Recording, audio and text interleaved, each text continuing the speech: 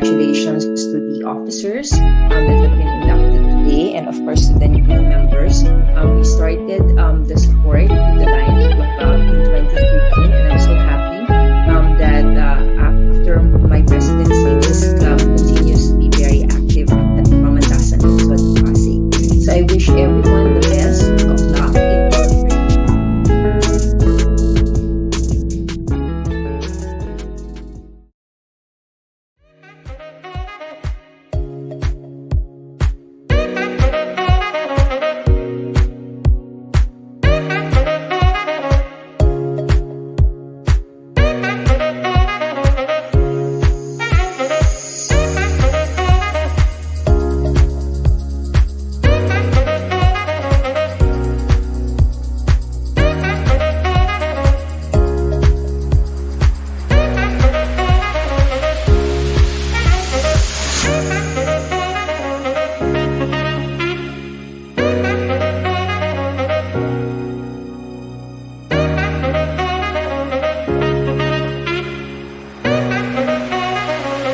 For today, I'm going to be discussing acts of starting with the United Nations Convention on Rights and Sustainable Development. So I will first. I'm the operations director of an organization called LLR International.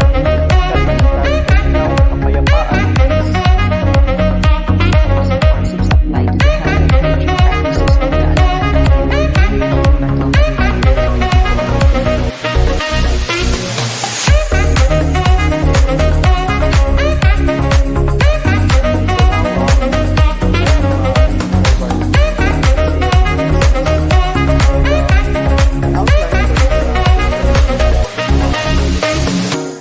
It's Wednesday night and welcome to AAA Live. We're airing 8 to 9 p.m. on the Education Channel. So this is your host, Attorney Amian April M. Alcazar, PhD. So for tonight, we have a special segment featuring the Inner Wheel Clubs of the Philippines Incorporated, and we're honored to have as our guest the District Chairman, Jovita Bing de Jesus. So good evening, ma'am. Can you please give some greetings to our viewers in the Education Channel? Good morning to everybody and to educators, particularly those who are responsible in giving knowledge to our students. Magandang umaga po sa inyong lahat. Thank you so much for giving us your valuable time. So this is our program on the Educational Channel where your academic goals are advanced and achieved. So I'd like to ask you, how and when did you get involved with the Inner Wheels Club of the Philippines? Okay, I became a member of Inner Wheel Clubs of the Philippines Incorporated way back 2002 through a friend from Cebu who are members of the Inner Wheel Clubs of the Philippines Incorporated. Because the wife of the district chairman then was, the husband by the way, was in charge of, and up to now is in charge of my branch in Cebu. I'm involved in importing professional books for teachers, for students, and I do have also programs for students. We have the print and the non-print. Ito po yung blended, digital and non-digital. So can you also tell us your advocacy specifically in education within the Inner Wheel Club, District 383? Okay, with all the knowledge that I acquired abroad, because I attend a lot of seminars wherever they are in Germany, in London, in the United States, in Singapore, I would want to cascade whatever information that I got, because I attend seminars for teachers and I attend seminars also for teachers for the students. And because of that, I would want to share, I would want to cascade to our educational sector the importance of education, the importance of how we're going to empower the teachers, how we're going to empower the students for learning, for lifelong learning. And that's the number one advocacy. And my company too, because we are concentrating now on how we will be able to help the students develop their comprehension skills, because that's the number one thing. That's the basic of all learnings. They know how to read, but they must know how to comprehend. So that's why I do have a lot of programs for the basic ed, starting from infant on how we will be able to teach them how to read, and at the same time, how to teach them how to comprehend. Can you also explain to us the particular program which is 30 years old of your district, which is Ako ay Pilipino? Okay. The Inner Clubs of the Philippines Incorporated has a partner. And this is Inner Clubs of the Philippines Foundation Incorporated. Ito yung funding arm. Because Inner Clubs of the Philippines Incorporated, hindi naman pwede mag-raise ng fund. So funding arms, because we have a lot of projects that we are supposed to, or we are funding. And these are the projects that our organization is very much concerned about. And these are 4 areas: in education, in health, in opportunities, and in empowerment. So these are the areas that we are helping, so that particularly the marginalized sectors of our society, these are the underprivileged who cannot even go to school. And not only that, we also give seminars to those even in the private schools. But our organization is more concerned in charity work. So when it's charity, siyempre, ito yung marginalized sector ang kinoconcentrate natin na tulungan. Yes. And so this particular competition, which is provided to those in the public educational sector, so how are you able to actually continue your commitment to the marginalized sectors in the education field for the future? Okay. Going back to Inner Clubs of the Philippines Foundation Incorporated, the main advocacy of that is education. And that's the very reason why I'm the past president of the Inner Clubs of the Philippines Foundation Incorporated. And with that, we would want to give the chance to our students who are in the public schools to get an education in the private schools of their choice. That's why this Ako'y Pilipino Contest was conceptualized to help those children in the public schools, you're graduating, going to college, on how they will be able to benefit also from the learnings of the private schools. Because the public schools has a very good cascading of information to the students too. But of course, they would always dream of going to the private schools. And this is a chance for them to taste how it is to be in the private schools. Kung ako tatanungin mo, parehas lang yan, be it public or private schools. Yes. So, how will you then look at the vision now of the Inner Wheels in order to draw the line on the challenges posed by digital education? Okay, the challenges in digital education, we're into that because 21st century teaching is digital already. But again, you cannot even the first world countries or the second world countries, they cannot even it's impossible for them to be imposing 100% digitization of learning, the digital learning, so that we have what we call the blended learning. And not unless we improve our connectivity, because there are a lot of programs in the industry where I belong. There are a lot of programs that need that need connectivity. We have to improve our connectivity kasi it's only that solution na makascade natin yung digital learnings to the students. Yes.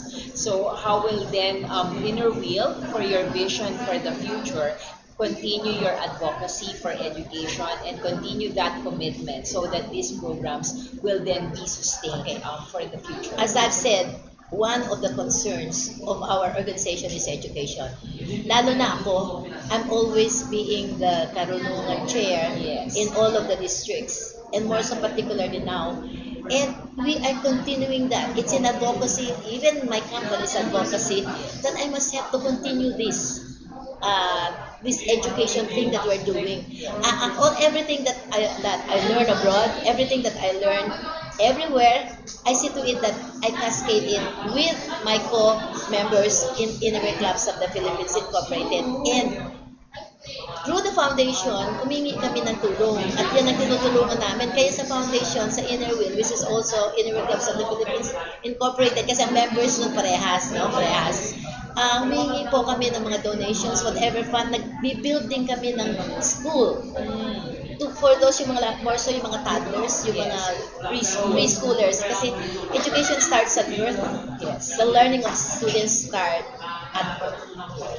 So such a laudable dedication and commitment, in fact, lifelong it would seem Yes, on to yeah. the education sector. So can you give some few last words now to the stakeholders of the education sector, our students, parents, educators, and all those who have an interest in education? Mom Bing? Yes, okay. I would always tell my co-parents and the teachers and everybody involved in education that the best inheritance that you can give to children is education.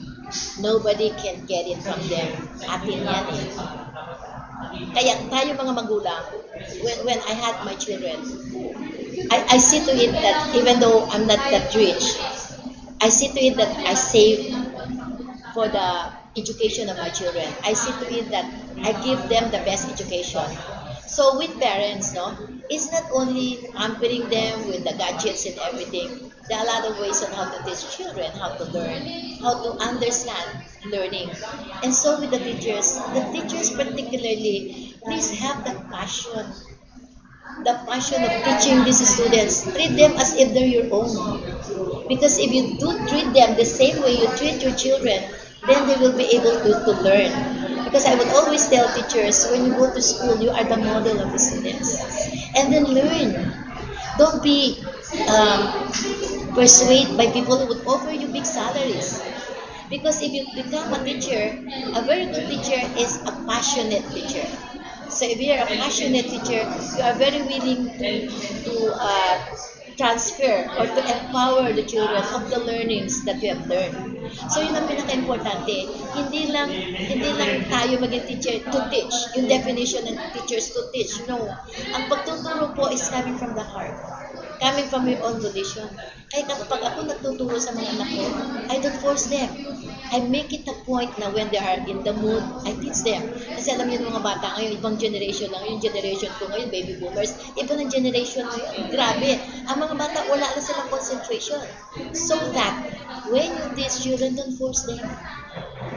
When they are in the mood, doon nyo sila turuan. And huwag nyo silang sigawan. Pag nagtuturo kayo, lalo ng mga ibang states parents ngayon, lalo sa mga private schools, naku, they don't let their children sleep unless mape-perfect nila yung i-review nila sa kanila. No. Learning is how the children will be able to appreciate what you're teaching them. And you can do it only when they are in the mood. Don't force. Forcing is a no-no thing in teaching children. Well, thank you so much. It's been such a productive time that we've spent with the District Chairman of District 383 of Inner Wheels Club of the Philippines Incorporated. So, Miss Jovita Bing de Jesus, thank you so much, ma'am, for your time. And so we look forward to this particular advocacy continuing with your organization. So this, yes. Yes po, my pleasure po, and I also appreciate what you're doing. I always appreciate people whom I meet, whose passion and dedication is in education. Because that's the only way we can make our country great again. Thank you so much. I'm joined here by the participants to the Ako Ay Pilipino competition of the Inner Wheels Club of the Philippines Incorporated. So here's contestant number 1. Can you kindly introduce yourself and the school that you represent, please? Good day everyone, my name is Vincent Esporgado from the University of Makati. Okay, so I'm so glad that you've been able to join us today. So can you tell me your motivation in joining this competition? The motivation that was given or I received was that the experience of joining this contest. My father and mother told me that win or lose, the important thing is that I met new people, I will understand the mistakes that I've done here, and I meet new friends. Yes. So what is your greatest takeaway from this experience, as you said? The greatest takeaway from this experience for me is the atmosphere, the surroundings that I've been in, because of the new people I've seen and the wise words that they have taught me. Yes. So can you please give some words of encouragement to your fellow students so that they will also have the motivation to join such competition? The motivation that I'm only going to give you is do not focus on just winning, focus on enjoying the experience of joining a contest. That's it. Thank you so much for your time, and I wish you the best in all your studies and your future endeavors. Thank you very much. Okay. Kasama natin ang mga contestants natin sa Ako ay Pilipino, the Inner Wheels Club of the Philippines Incorporated. So, pwede bang ipakilala mo yung iyong sarili at ang iyong paaralan na sumasali dito sa competition? Magandang araw po sa inyong lahat. Ako si Ian Gerardina, parang 17 taong gulang, nanggaling sa Las Piñas National High School, Senior High School po. Okay. Ano naman ang inyong motivasyon niyan para sumali sa ganitong palahok?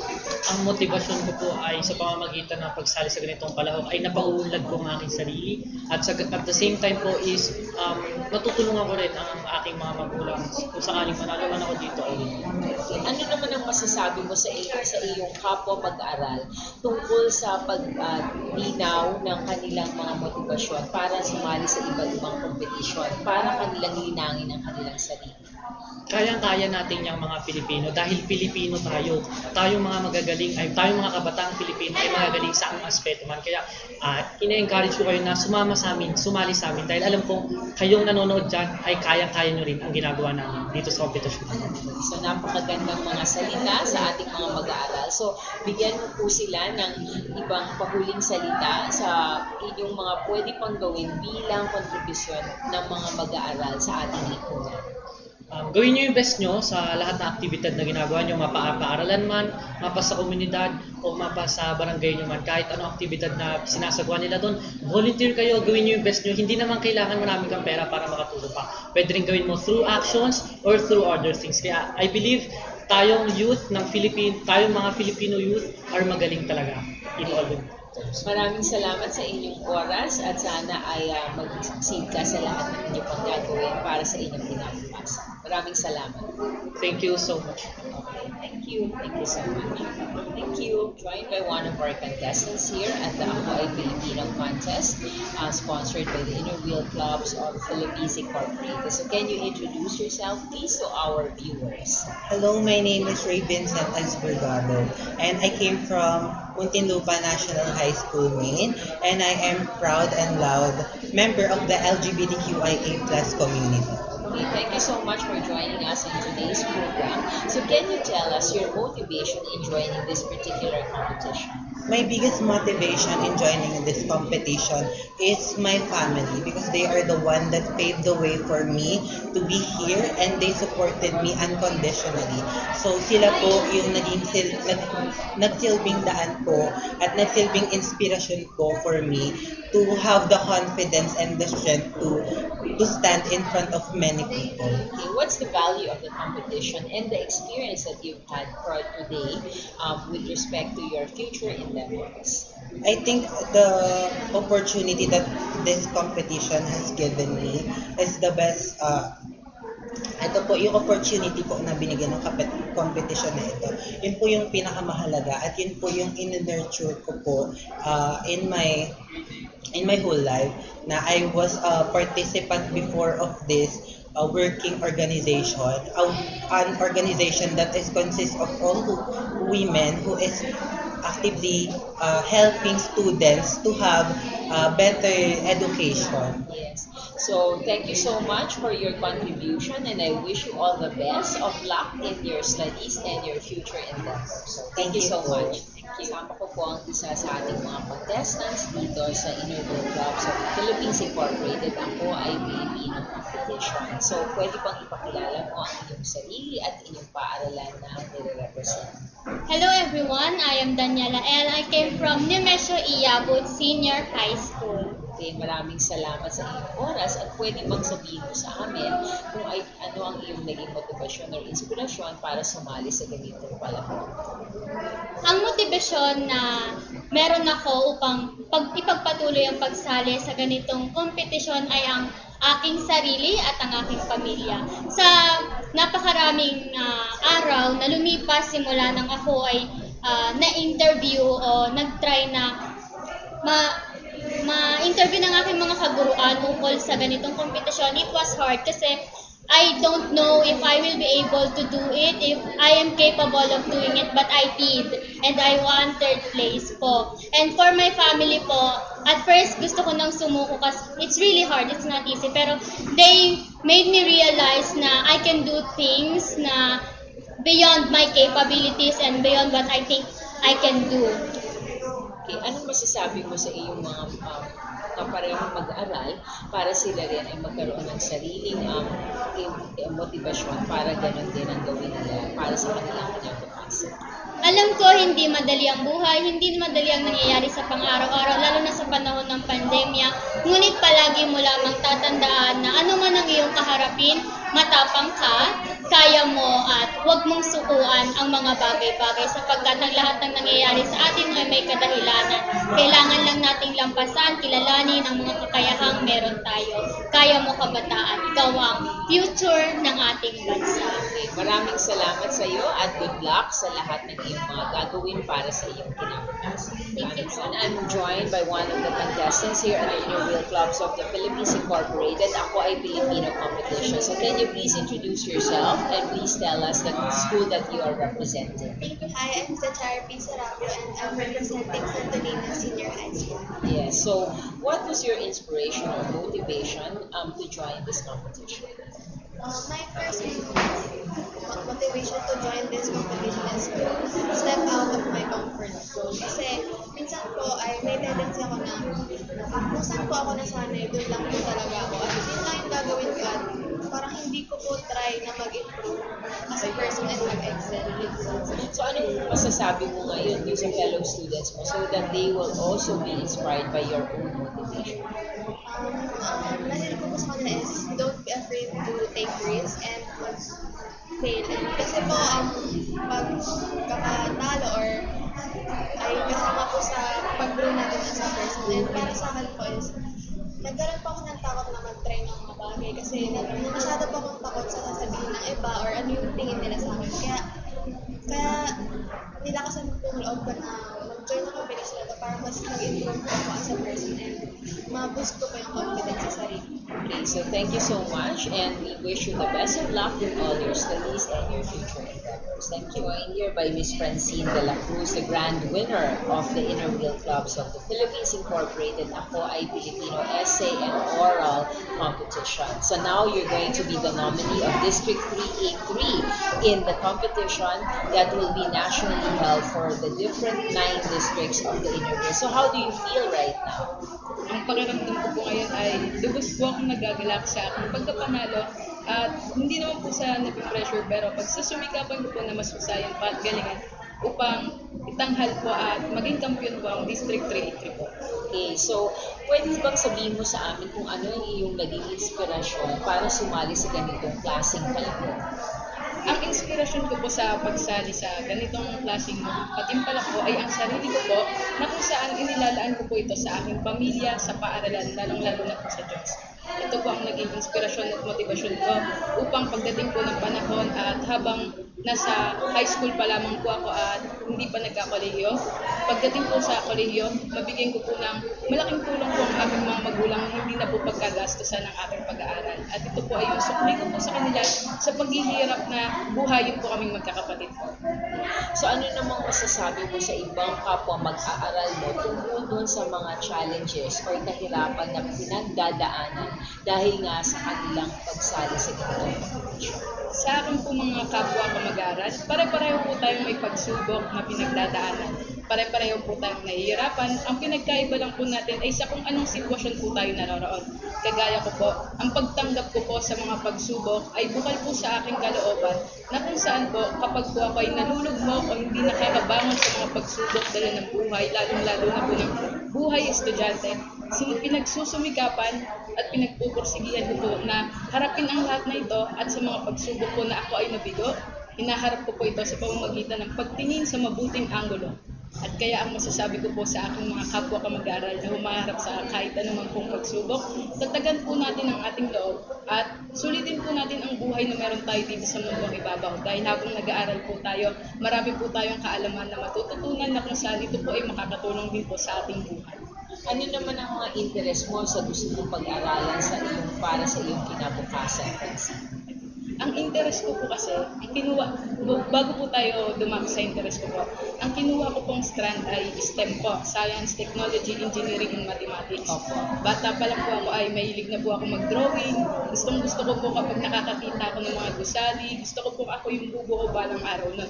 Subalit pagdating ng mga panahon po, nagbabago po yung gusto at nadadagdagan. Nadagdagan po ito simula po nung naging mamamahayag o journalist po ako ng elementary. Kaya ngayon po, marami na po akong gusto. Sinasabi po ng iba dapat pagdating ng senior high school, may gusto ka na po talaga na kunin pagdating ng college. Pero sa akin po, ang kinukuha ko pong kurso ay base po sa kung anong paaralan ang papasukan ko.